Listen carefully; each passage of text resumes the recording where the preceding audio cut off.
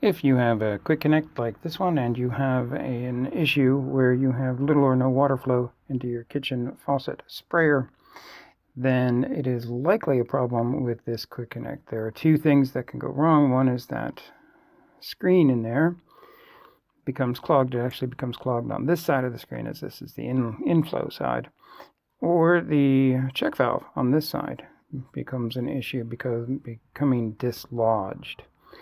So both of these are easy to fix, and you usually need nothing more than your hands and a pencil to do it.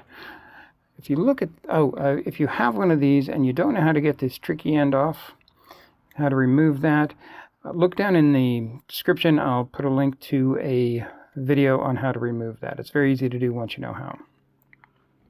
Right here, there is a seam, a joint on this quick connect.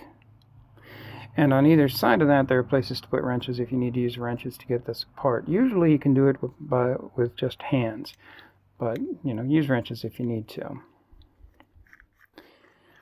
Set this piece aside. You don't need that until we reassemble.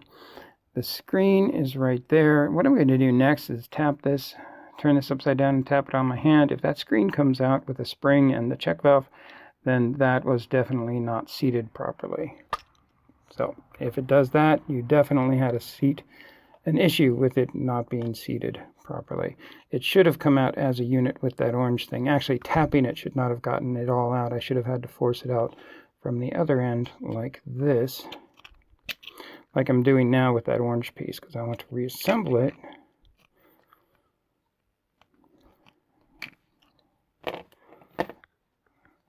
While it's outside.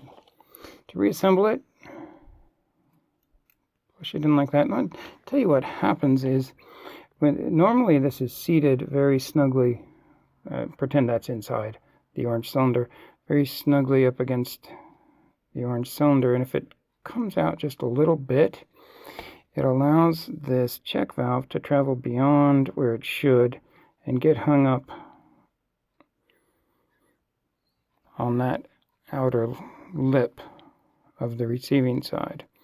And that sticks the check valve in the closed position. So you'll usually end up with no water or just a little bit of water coming through.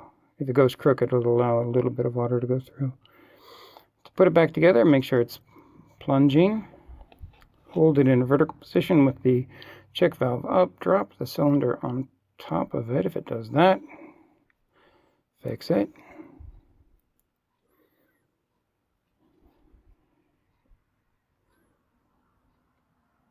Alright, when you feel resistance, grab both fingers and give it a squeeze until you hear a nice solid click, like that. Give it an extra squeeze, it's always good. The way this works, water flows in this side. When you turn the faucet on, the pressure on this side reduces, the pressure on this side pushes that plunger open. Water flows through, debris gets trapped in this orange cylinder behind this red screen. So if you need to clean the screen, you need to take this thing apart.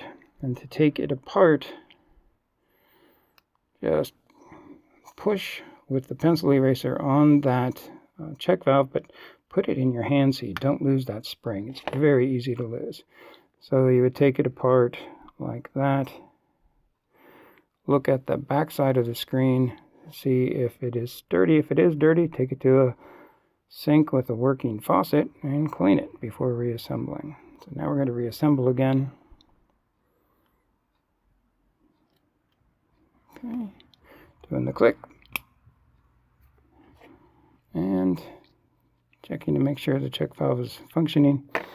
Now this next part, you want to put this back in, O-ring in first. Put it in, but do not get it in, just start it. So there are threads showing, but do not bottom that thing out. What we want to do is make sure that screen has pressure up against this end, so it is far less likely to become dislodged again. There's the way this was manufactured, there's an extra space in there, and that extra space seems to create a problem. So screw it in. Hand tight is all you need. And that check valve now should be fine. It's not seated all the way. That whole assembly, I should say, is not seated all the way on this end. It's seated on this end. Pressure's coming in this way. It should hold everything in place, and you should not have problems again.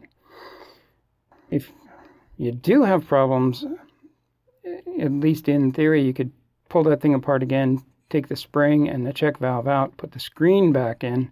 Always keep the screen in. That protects your spray head. And reassemble it without the check valve. I've considered doing that. I'm going to try this first. Put it back on the spray hose. Again, hand tight. Pop that back on the quick connect receiving side, and you should have no more water issues.